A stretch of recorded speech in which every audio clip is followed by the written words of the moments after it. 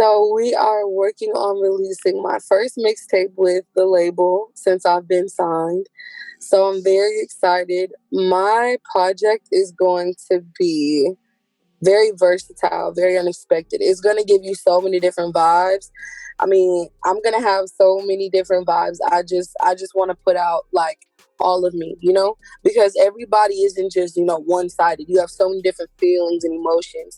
So, I mean, I'm coming out with shit that's going to make you want to fight the biggest nigga in the club.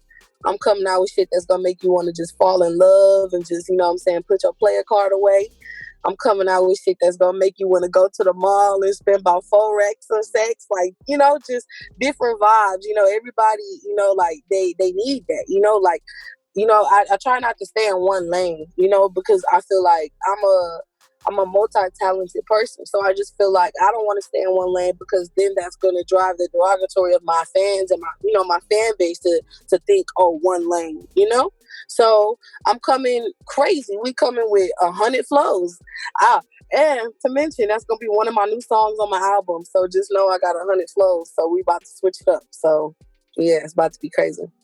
My experience with signing, it was crazy. I really didn't expect it to go the way it did. So for it to like just happen so like smoothly, the transition, they made me feel like family, like I felt like I could just walk into the label and if I would just be myself, and just give them, like that unique part of me that nobody else, like has given them, that it would definitely just like set me apart from anybody else who walked or stepped foot in the label.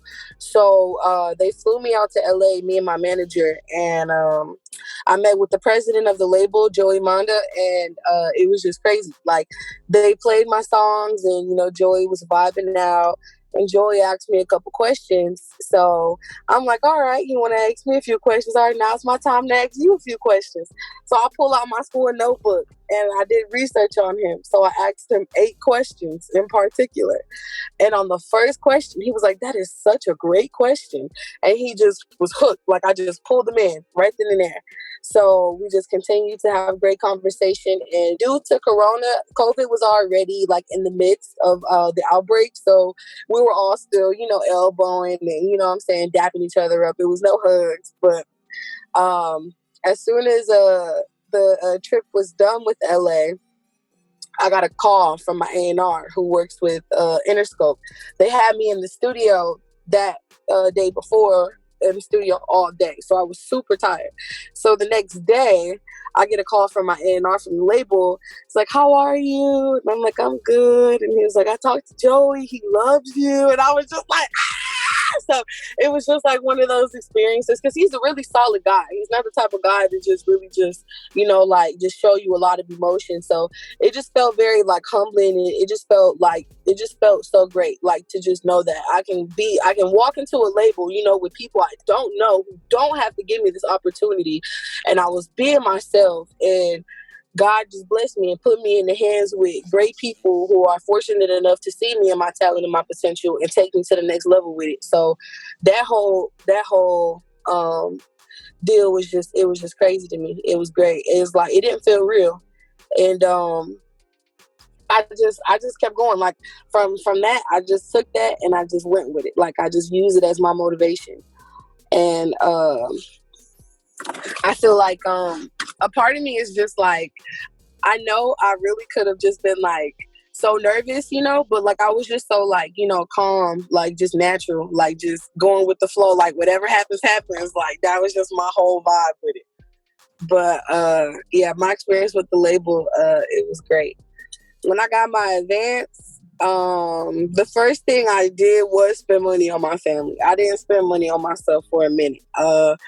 My manager, Corey, he actually had to like force me. Like he called me and was like, what you doing, nigga? I'm like, I'm chilling, I ain't doing nothing. He like, you ain't with it and got shopping, went in and started shopping for yourself. Yeah, get yourself some clothes. I'm like, nah, like I'm good. He's like, nah, Sally, like shit, you need to go spend some money on yourself. I'm like, all right. I'm like, he keep telling me I need to go buy new clothes. So I was like, I'm gonna go buy new clothes. So I went to a mall, but they didn't really have anything I liked. So my manager sent me a Louis Vuitton store and told me to go to the Louis store and go spend money on myself.